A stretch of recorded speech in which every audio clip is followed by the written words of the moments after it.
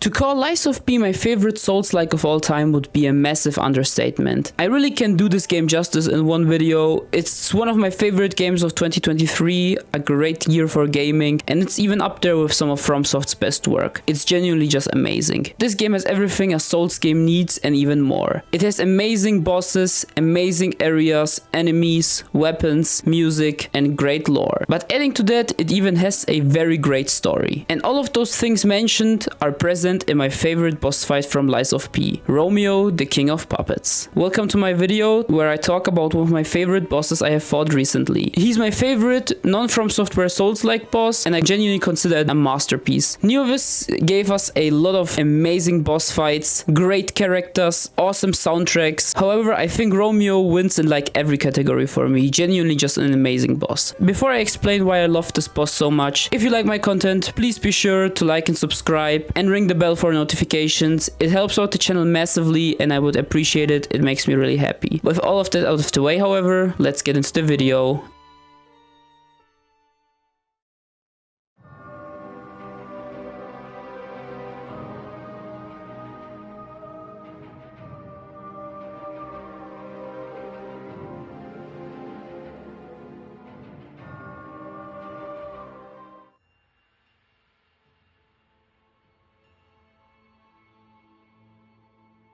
As already mentioned, The Lies of P has a fantastic story with a lot of great characters, and my favorite happens to be Romeo. Romeo and Carlo grew up together in the Monad charity house. However, after Carlo's pretty early passing, Romeo was left behind alone. Before succumbing to the petrification disease, Geppetto turned him into a puppet and later used him as the scapegoat for the puppet frenzy. However, it was Geppetto who initiated it and slaughtered people just because he was fighting the alchemists. Romeo and the puppets never wanted to do any of this, however, they were unfortunately all bound by the Great Covenant and had no choice but to obey the puppet master. After Romeo regained control, he shifted his goals to try and protect as many humans as he could and also help us, the player, and warn us from Geppetto. He sent out his messengers, tried to warn us, but we were unfortunately manipulated by Geppetto and killed him. Later in the game, a lot of this was revealed to us, like for example the puppets all being bound to the Great Covenant and Geppetto being the #1 puppet master, and especially this final message by Romeo, which was just really gut-wrenching. Hope you can hear me.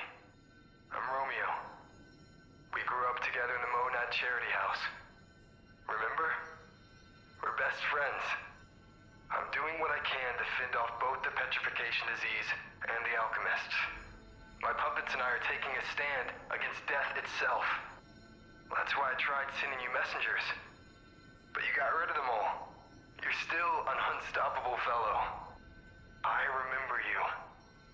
No reason for us to fight, I suppose. I'm Romeo. We grew up together in the Monad charity house. Remember? In New Game Plus, you will get a lot more context. After you receive the Ergo Wavelength decoder, you can understand the puppet dialogue in New Game Plus, and it gives further context to Romeo's motives. I have to kill you to stop it all. There's no other way. This is what real freedom feels like. Thank you, Carlo. Romeo is a truly tragic character. He never asked to be in this position of king or to have this much responsibility, but he still did his best and put in a valiant effort to save as much as he could. However, sadly in the end, he failed.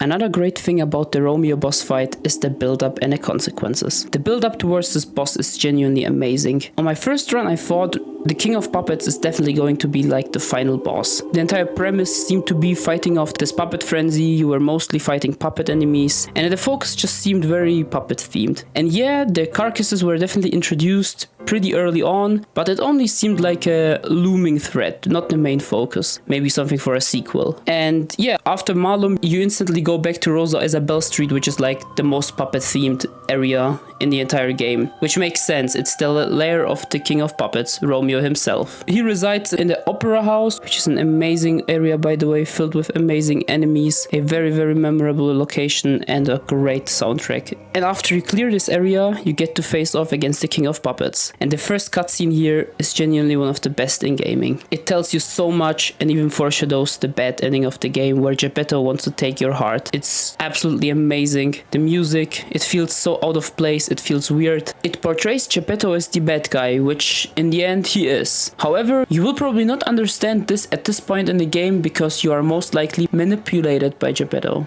After the King of Puppets tries to befriend Carlo or P and you refuse him, it just hits very hard, especially on replays. After you refuse him, obviously have to face him, and Romeo's death is a big deal. Romeo in the story in Lies of P is not like a minor character, he is a big deal. After Romeo's death, the puppets lost their leader and don't know what to do anymore. And after you kill Fuoco, who was distributing weapons and fire to fight off the carcasses, and Romeo after that, who was leading the puppets have no idea what to do anymore, and Krat gets overrun by the carcasses because the puppets can't push them back anymore. Romeo was an insanely influential character, and after you defeat him and think the game is going to take a turn for the better, the game turns a very dark turn instead.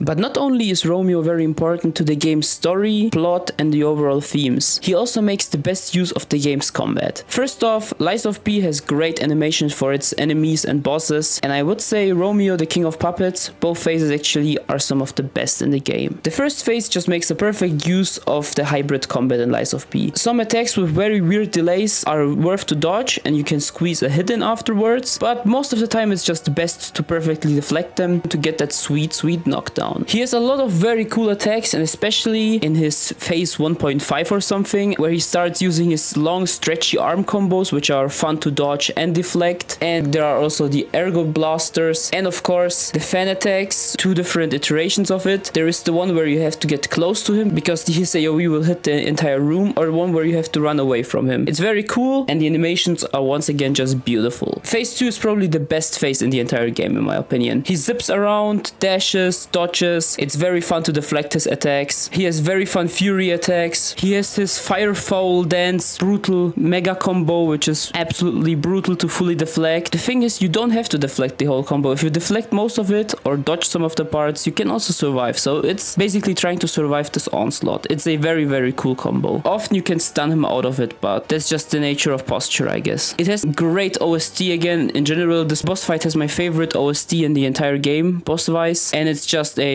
really fun fight. Definitely my favorite mechanically in the entire game. Though the Nameless Puppet and Laxasia are also very great.